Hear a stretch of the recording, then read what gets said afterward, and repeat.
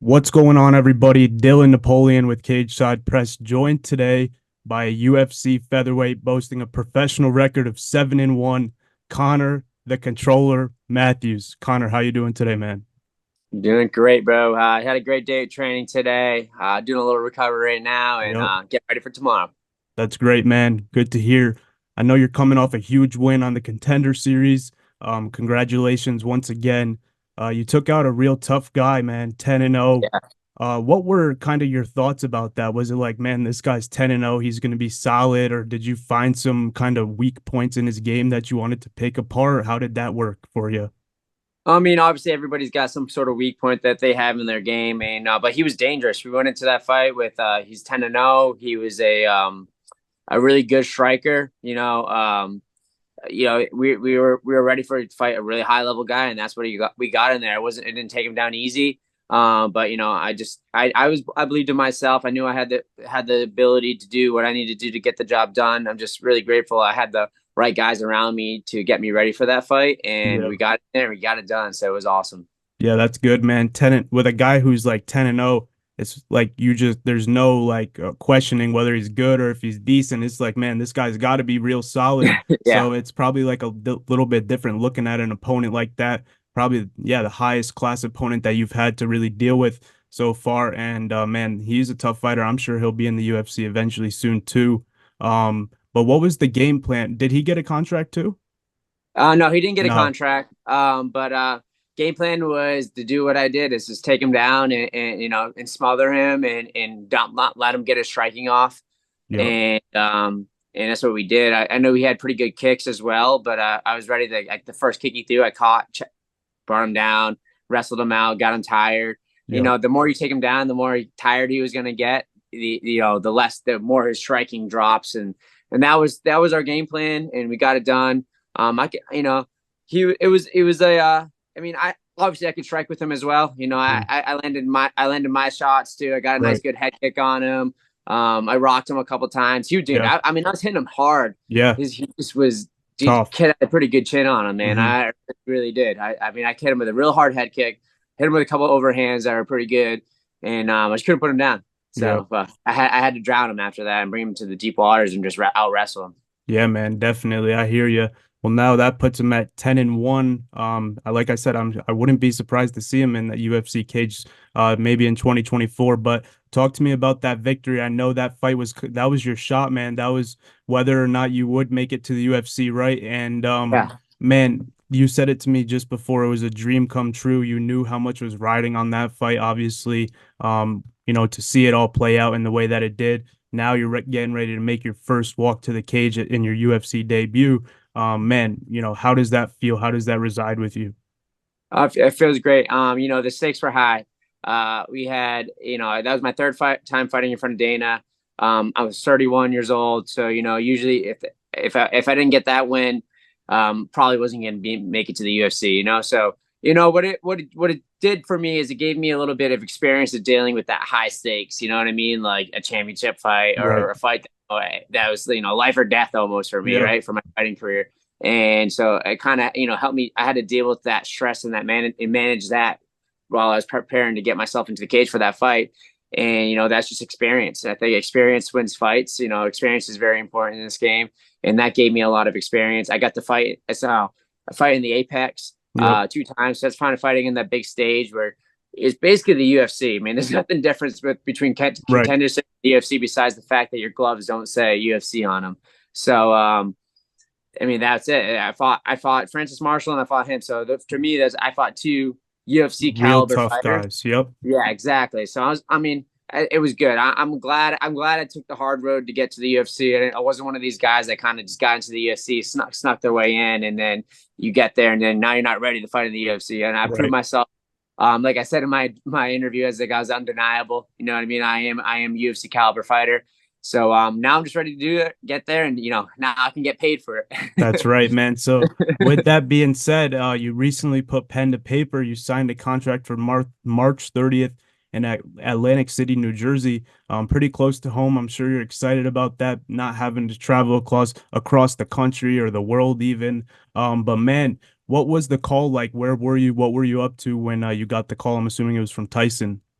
Yeah, I was from Tyson. I was on vacation. We were kind of knew that something was coming down the pipe pretty soon. I was been Mhm. prepared. I saw the Atlantic City card and I was like, I had a feeling I was going to be on that card. And there was no, I didn't get anything from the UFC or anything like that. But I was like, and it would make sense they put me on that card. So I was like, me and my girlfriend and my friends, we got our a condo up in Vermont, and so we went up there for a weekend. And I literally got the phone call while we were up there. I was Nice, leaving the man. mountain for snowboarding and I was skiing, and I got the phone call for Tyson, and so I enjoyed the rest of that weekend because I knew once they come back, starting Monday this week, it's all work from here to get ready for that fight. So Yeah, my man. mindset is it's game on now. It changes the way you train every single time you get that fight. You get that fight news. It just changes the way you train in the gym, and I'm just happy that I got 10 weeks to get ready. Mhm. I got a full fight camp. Yeah, man. So I was worried. I was worried a little bit, being like, oh, maybe they're gonna bring me in for a short notice fight if something falls out and be one of those guys. And this is the way I'd like it to Yeah. be, as I'm prepared. There's no excuses. You know what I mean? I got 10 weeks, get ready, fight this guy, and establish myself in the UFC. That's my goal. My goal is not just to win. My goal is to establish myself as a UFC fighter, and get a finish, because I want people to know who I am. I want to, I want to be one of these guys that are in the UFC for a while. Yeah, I man. don't want to be, I don't want to Definitely. be a 2 or 3 fight guy. And yeah, I want to be a legit UFC fighter, and and make a career out of this. Yeah, I know you probably must love the matchup. This matchup should be really cool between you and Dennis Buzukja. Dennis Buzukja comes from Long Island, so he'll have even a shorter trip out there, and I'm sure both you and him will attract a lot of people out there. I'm sure he'll bring a bunch of people, and same with you. You got to be super excited, man. What's that feeling like, for you to throw down with Dennis Buzukja out there in Atlantic City? It's just that Northeast, that Boston versus New York rivalry, man. We're just keeping that shit alive. So That's yeah, right. I'm glad we get to, we're both gonna be able to get our fans down there. It is I'm going into enemy territories the way I'm looking at it, right? It's just his backyard mostly. So Yep. yeah, we're gonna go down there. And we're gonna show out. I got my teammate Angel Pacheco. He's gonna be over there as well. So I'm super excited. It's obviously nice to stay on the East Coast too, so I Yeah. don't have to worry about the time change or anything. I don't have to get. Usually, I'd probably get out there a little bit earlier if there was a time change involved. But this time, I just gotta drive 5 hours. Yeah. Stay there for the week and get the job done. That's right, man. So with Dennis Bazooka being your opponent, what was kind of the initial analysis for him like? What do you think of him as a fighter, as an opponent for you? I look at this fight as, like, a fighter who has got he's backs against the wall. You know what I mean? If he doesn't get this fight, he's probably gonna get cut from the UFC. So that's dangerous to me. That's somebody that is gonna be fighting like their life depends on it. Just like I was for my two Contender Series fights. In my last two fights for Dana White's looking for a fight in the Contender Series fight. And Yep. when I fought Jair, I was like, my back's against the wall. This is it, die or nothing. So that means he's gonna train a little bit extra harder for this fight camp. To keep himself alive. So I'm prepared for a good. He's got a lot of fights. He's got a lot of experience. Hmm. Um, he's a tough kid. I'm not taking this fight lightly at all. So I'm preparing for the best. That's what this. We're in the UFC. There's no easy fights in the UFC, man. So I'm gonna go in there and prepare like I'm fighting a champion, because that's what my ultimate goal is, to be a UFC champion. So every fight is I treat it the same. Where do you see your biggest advantage being in this fight? My gas tank. Yeah. I think my gas tank's gonna be my biggest tool against everybody. Mentality and my gas tank, I think, is my biggest advantage. Striking is, I can strike with the best of them. I can grapple, I can wrestle. I'm pretty well rounded everywhere, but I'm able to push pace. That's it, man. I think you've proved that quite a bit within the past, your whole career, really. Now when you make the walkout out there in Atlantic City, of course, that'll be the first one in front of a huge UFC crowd. I'm sure that'll be a packed arena that night, and the New Jersey community will be there. The UFC fans will be there for sure, man. How do you expect to feel? What do you expect to feel during the walkout?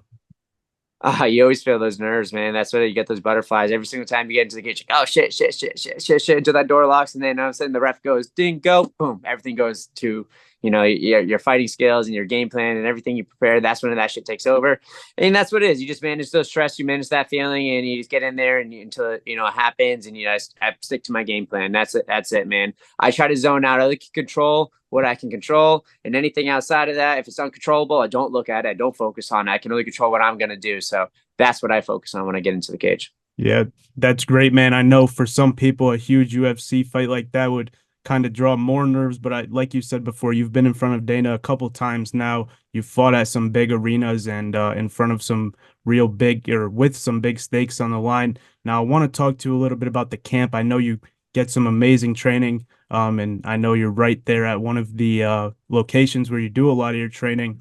The New England Cartel Room, of course, is another big part of it. But right now, it looks like you're in your mom's basement gym. Yeah. That's awesome, man. And I know, much respect to you. That is really starting to catch on, and you're really starting to get some amazing guys in there and build a great community. It hasn't always been the case where fighters are calling you coach, right? Or has that No. just kind of started? Yeah, it's kind of started, man. Yeah, I've been really lucky to have the guys that we have that come in here and help me out and train. And I'm developing some young guys, starting them from scratch. And then I also have guys like Joe Poirier and Valdina down in here working. I look at them more as teammates. I Yeah. got Carlos Azoya, and I go to the cartel and I work with those guys. You got Rob Font, you got Calvin Cater, Tom Pags, Nick Fiore, all those guys up there, and I learn a lot of I learn a lot of new skills, and I come back here and I practice it and I try to disseminate that information to the guys that I have around me. And it's just like anytime you teach something, it's like learning it again. So Yeah. it's a really good thing I got going here. And at Mom's Basement, I hope to put this on the map. Obviously, someday we want to get our own gym, move out of here, Yeah. get a real gym. But right now, man, as I'm fighting my professional MMA career, it's been fucking awesome, man. Awesome. Yeah. Like I thank God for my mom and my dad to let me do this in their basement. You know what I mean? Yeah. We got bags down here shaking You the got a house and full shit. So gym. Yeah. Cage, you got Pete Luciana yelling, freaking out. So but it's been really really cool, man. It's something like I didn't mean to develop the way it did, but it developed, and it's like awesome. Like I wouldn't Yeah. want it any other way. Yeah, good for you, man. So, how has coaching and being a part of those younger fighters' careers, how has that given you a greater perspective or opened up some new eyes or lights for you? Yeah, like just like I said, like teaching helps me understand things better. Like it's just another way for me to learn. And then it makes me be have to be really believe in my values as a person, or as a coach, or as I can't, I gotta practice what I preach, right? So That's I right. can't like come in here and just like and say something and not act upon it. It's like I gotta lead by example. So it makes me be a little bit more disciplined with myself, I think, Yeah. overall. And for you, Connor, you've only been a part of the cartel team for what, like 2 years now, about maybe a little more? I think less than that. I think Less, yeah. yeah, it's probably less than probably just hit a year. Wow.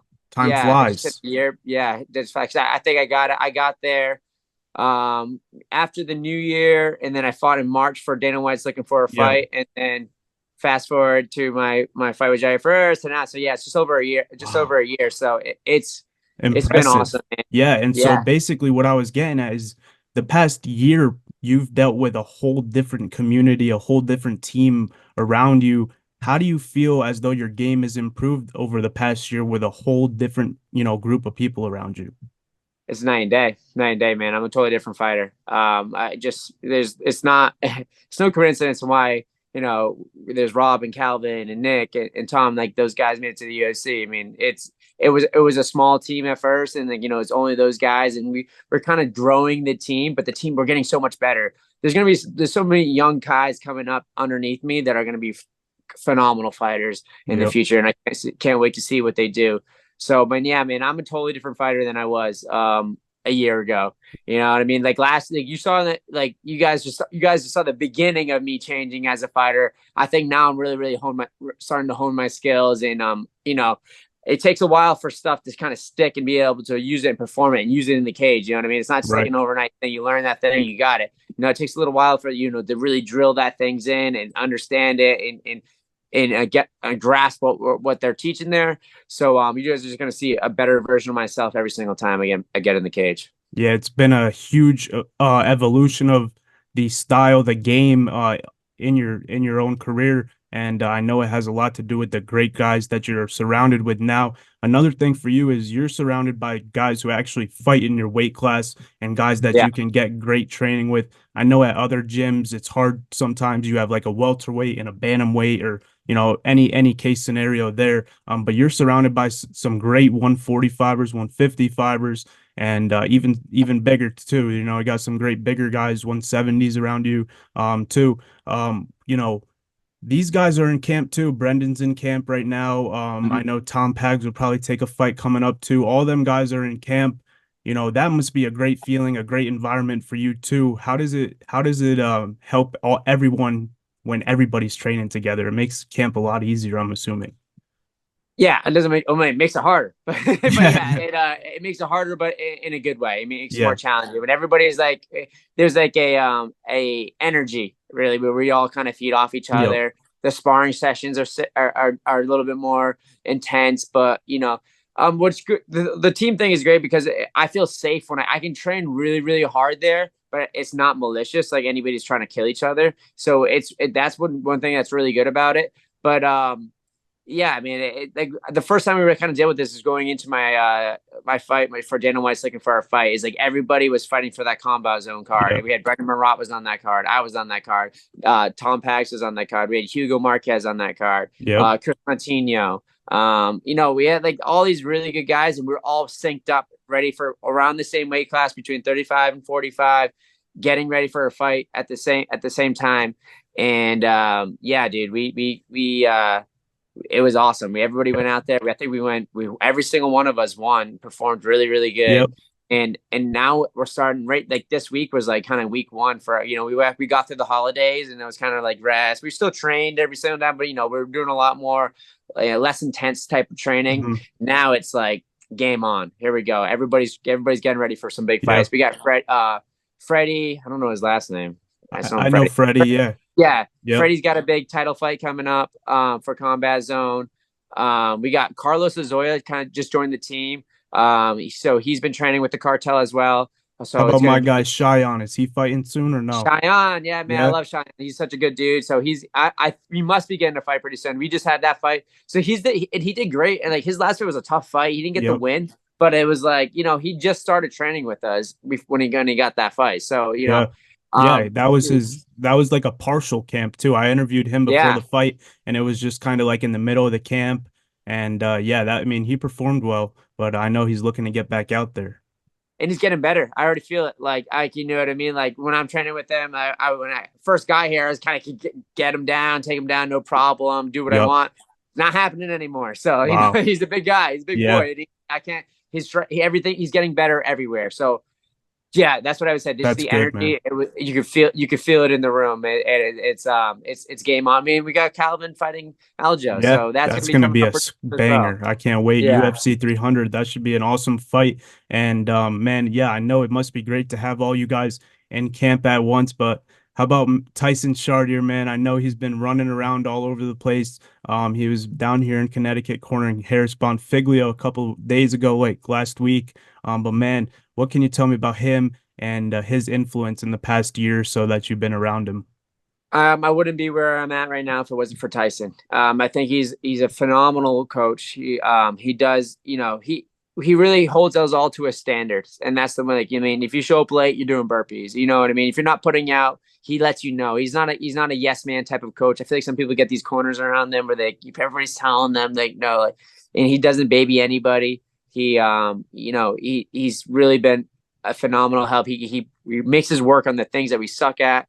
He pushes us to do things in our training that like you wouldn't naturally want to do. You know Yep. what I mean? Because like everybody kind of as a martial artist, you want to stick to the things you're good at and stick into that realm. He makes his work on the things that we're not good at a lot.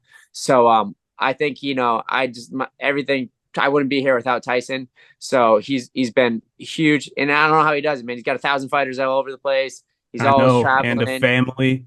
family, man, and Yeah. he's just like he's the man. I have a lot of respect for the amount of places he can go and do within a short amount of time. He's at all your fights, all your guys' fights, at all the events, and I know you guys are looking forward to the Combat Zone fight coming or card coming up at the SHNU Arena. That should be awesome. Hopefully, I'll Yep. make it up there too. But listen, I got two last things for you, man. You're gonna be able to start off 2024 great. You're gonna be able to get a fight early on in the year, but I'm assuming you want to stay active, get a bunch of fights this year. How does a perfect 2024 go for you, Connor? So at least three wins, right? This year. Hopefully, we get through this fight, and if I don't take any damage, I'll take another one back to back. I always like doing that, especially while it sucks out here in New England, where it's rainy and cold, and there's Yep, nothing else to do besides stick in the gym, right? So, good hopefully, point. get through this fight healthy. Boom, take another one when I'm ready to go. Soon after that, and then get one before either maybe the end of the summer or in the fall Yep, before the winter. And so I want to get 3-0 by the end of this year. I want some finishes as well. A little bonus wouldn't yeah, really hurt. that's it, 50K man. would be pretty nice, Yeah, right? Um, and I want to establish myself in the UFC and just be like, this guy's legit. You know what I mean? Like coming off the Contender Series, like, oh, this is another one of these guys in the UFC that's going to be, a problem. And start making that after get to that, first three fights, was I can start climbing that ladder. that's right, man. Get another contract, make some more money, etc., etc. But March 30th, obviously, you, Connor Matthews versus Dennis Buzukja out there in Atlantic City, UFC Atlantic City. What can fans expect from you and your performance that night? Begin performance. I want to finish. Like I said, I just told you that I want to finish. So, I'm gonna go out there, look for the finish. But I'm ready to go where that fight ever needs to go. I feel like I'm better everywhere. If he wants to wrestle, he wants to strike. I'm better everywhere. My gas tank is better than his. I know that. So, if I have to, I'll bring him to deep waters and drown him like I just did with Jair Ferreras. That's it. Yeah, you shown that you can finish guys, shown that you can fight to the distance and be a true threat throughout all those 15 minutes. So I wish you the best couple weeks. You said before you got what 8 weeks to go into the fight, and man, hope you have a great camp and you get the job done. We'll do another post-fight interview after the fight. And as always, I appreciate the time, Connor. My pleasure, man. Thank you for having me on. Let's do it after the fight. Let's get back on there. We'll do it, man.